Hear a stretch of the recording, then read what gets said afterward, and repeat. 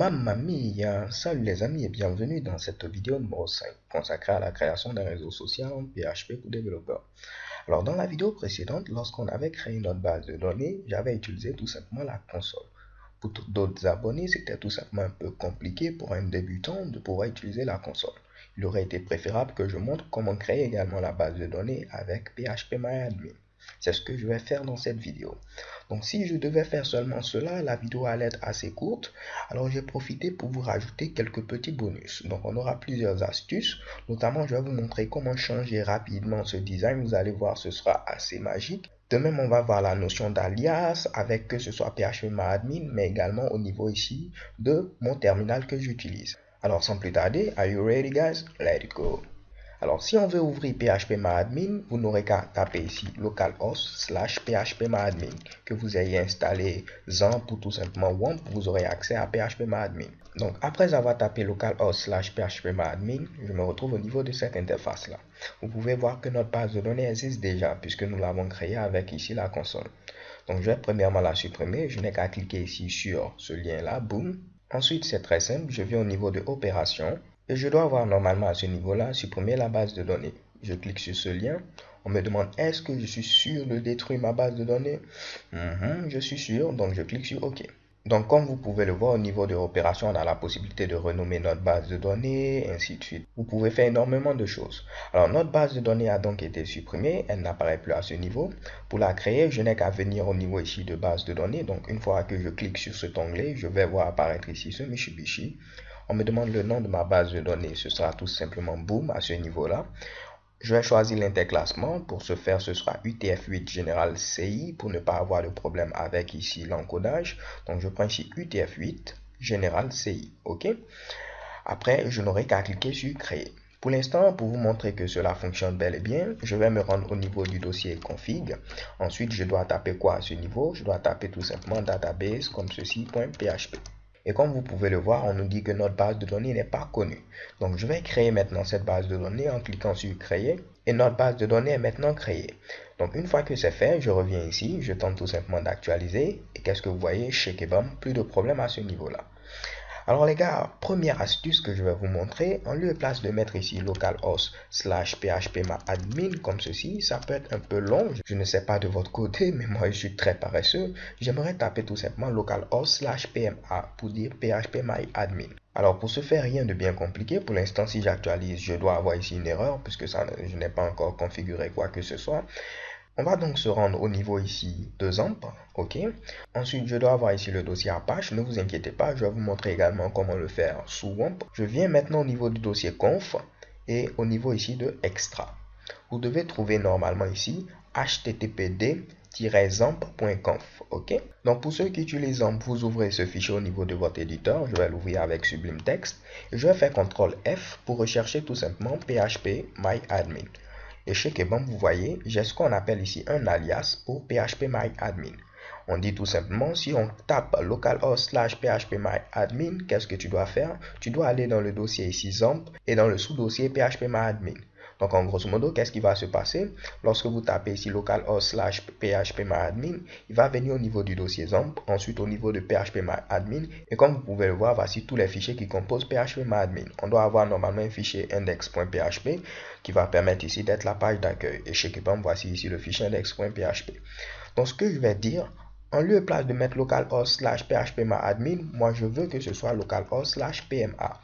Et voilà, c'est terminé. Je pourrais maintenant taper ici localhost/pma. Pour que mes modifications soient donc prises en compte, je dois faire ici stopper mon serveur ici Apache et relancer mon serveur web. Donc dès que je redémarre mon serveur, mes modifications vont être prises en compte. Et si je viens à ce niveau, je peux taper maintenant localhost/pma. Et chez Kebam, comme vous pouvez le voir, cela fonctionne maintenant. Localhost/pma. Ok? Alors pour ceux maintenant qui sont sous WAMP, il faut venir au niveau ici de votre dossier WAMP. Normalement, vous devez trouver un dossier alias. C'est beaucoup plus facile. Vous vous rendez dans ce dossier alias et vous avez ici phpMyAdmin.conf. Je vais ouvrir également ce fichier avec mon éditeur Sublime Text. Et c'est à ce niveau-là que vous devez modifier votre alias. Donc je mets maintenant PMA.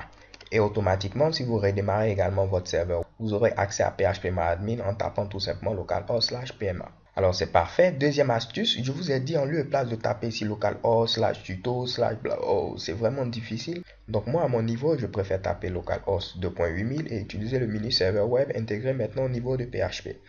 Donc pour ce faire, on avait dit quoi? Je devais me rendre au niveau de ma console. Je tape ici tout simplement CD pour me rendre au niveau de mon dossier. Et mon dossier, ce sera ici au niveau de XAMPP, pas WAMP, ok? Donc je viens rapidement au niveau de XAMPP. Ensuite, j'ai le dossier htdocs et je peux trouver ici tuto. Et chez Kebam, voici Social Network. Je peux maintenant le glisser, déposer au niveau ici de la console. Je suis bel et bien maintenant au niveau de mon projet. Je peux taper php-s localhost comme ceci, 2.8000. OK, et je peux valider avec la touche entrée. Automatiquement mon serveur est lancé et je peux venir maintenant très facilement taper localhost 2.8000 et chez Kebam je vois apparaître ici mon réseau social. Alors ce que je ne vous ai pas dit, si vous utilisez une console ou un terminal beaucoup plus avancé comme ici Commander, ce sera beaucoup plus facile pour vous. Moi, en lieu et place de taper tout ce Mitsubishi que parfois je n'arrive pas à retenir, alors croyez-moi, je peux avoir quelques petits troubles de mémoire si ma copine me refoule. Anyway, je n'ai qu'à taper ici PHP-S. En tapant ici PHP-S, cela veut dire PHP Server. Mais j'ai dû faire une petite configuration. En grosso modo, ajouter un autre alias. L'alias, c'est quoi? C'est dire tout simplement, en lieu et place d'écrire ceci, je préfère avoir cela. Donc, je peux dire, en lieu et place de dire Honoré, je préfère dire tout simplement Mercury Series. Mais on ne parle pas ici forcément d'alias, on va dire le pseudonyme, un truc de ce genre. En grosso modo, si on veut faire un peu l'analogie, c'est la même chose. Donc pour pouvoir faire ceci, vous devez avoir premièrement Commander, ou si vous êtes sous Linux, vous pourrez l'utiliser directement. Mais Commander vous permet de pouvoir mettre quelques petites commandes Linux au niveau ici de Windows. Donc très simplement, je n'ai qu'à taper ici cmder, une petite recherche va être effectuée au niveau de Google. Je choisis le premier lien et vous aurez la possibilité de le télécharger. Il existe donc deux versions, une version mini et une version full. Au niveau de la version mini, vous n'avez pas ici toutes les fonctionnalités, donc quelques éléments sont manquants.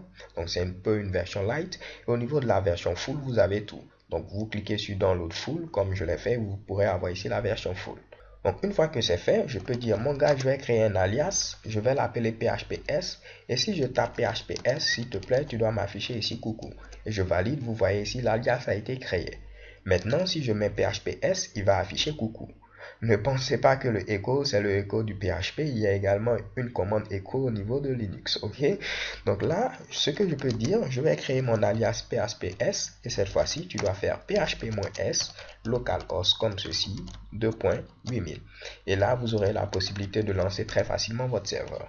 Je suis au niveau de mon dossier. Je n'ai qu'à faire maintenant PHPS. Et chez Kebam, le serveur est lancé. Alors si vous trouvez cela un peu compliqué, n'hésitez pas à ne pas le faire. Je vous montre tout simplement parce que j'ai l'habitude de l'utiliser et peut-être ça peut vous intéresser. Terminons maintenant avec notre dernière astuce. On va changer ici l'apparence de notre réseau social en une seule ligne de code. Alors vous pouvez me dire c'est déjà beau, mais je vais vous montrer ici le résultat qu'on aura après ici cette petite modification. Alors voici notre réseau social actuel, voici le design et après les modifications nous aurons cela.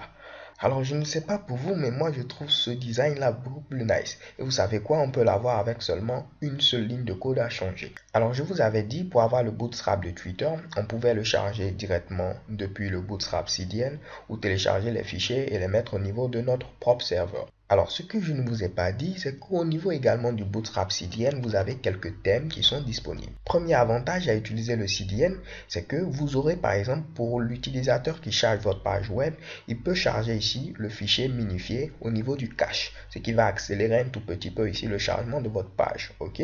Alors que si c'est au niveau de votre serveur et que vous n'avez pas fait ici quelques petites configurations, vous allez avoir ici la page qui va charger à chaque fois les mêmes éléments.